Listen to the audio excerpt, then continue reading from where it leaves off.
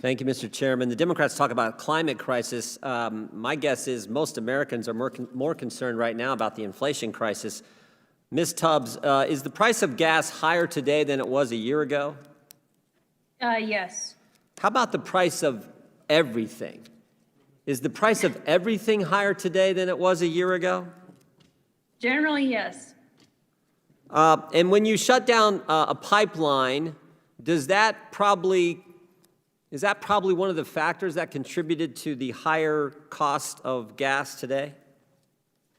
It's hard for me to make a connection from A to B, but it certainly doesn't help. The way to decrease prices is to increase supply, and pipelines are an incredibly important part of it. Is the overall cost of energy higher today than it was a little over a year ago?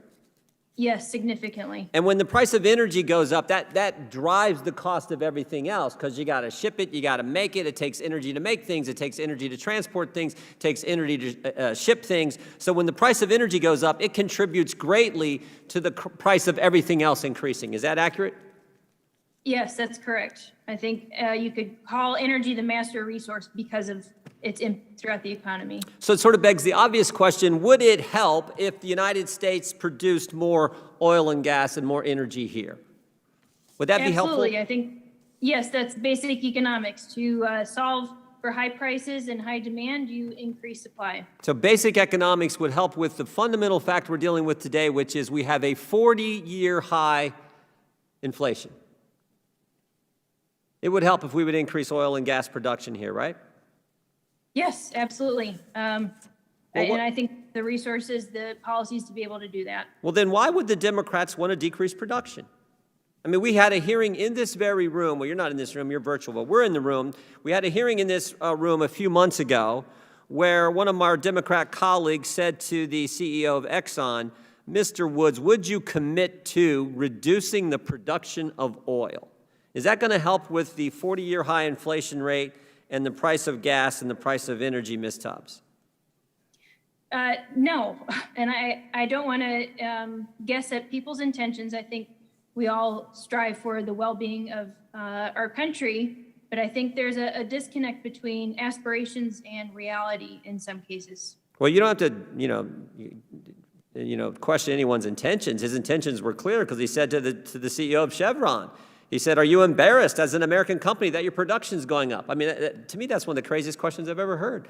You ask the CEO of a company, are you embarrassed that you're making more of your product and selling more of your product? I thought that's what you're supposed to do. So I don't think it's questioning their intentions. Their intentions are clear. They want to destroy the oil and gas industry in this country, and they want to continue to drive up the cost of energy, drive up the cost of goods and services, and they must like this 40-year high inflation. Because I don't know is there any other conclusion that a rational person could reach, Ms. Tubbs? I don't think so. And sir, to your point just now, I think one of the more troubling things about this conversation is that politicians at all should be telling a company what they ought to produce and what kind of company they ought to be.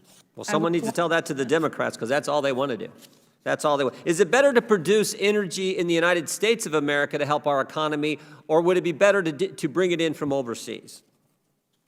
I think we have a lot of resources here in the United States that provide affordable, reliable energy. I think the goal is to have free flow of energy and free trade of energy because there's efficiencies to be gained there that help consumers. Okay, and let me just ask you this too, because we now have the spectacle of the President of the United States begging OPEC to increase production. Does the President of the United States asking and begging OPEC to increase production, will that help with climate change and the climate crisis that the Democrats talk about so much? No, and I think the reason I'm struggling with some of this conversation is, President Biden's administration has admitted that the U.S. could shut off their emissions, if that were possible, tomorrow, and it'd have no impact on global temperatures by the end of the century. So what this amounts to is wanting to relieve some political pressure for high energy prices, pursue a political agenda for certain energy technologies, and I think in some cases. So Ms. Tubbs, if I could just interject, because you said something important there.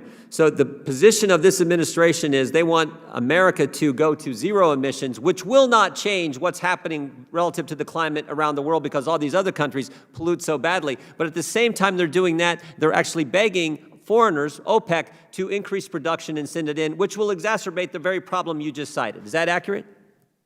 Yes, and I think it's a disconnect between wanting to relieve short-term political pressure and understanding that the energy resources we need take time and investment.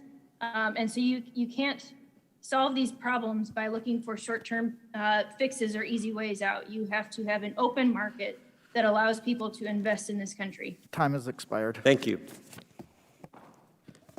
Thank you. I recognize myself for 5 minutes.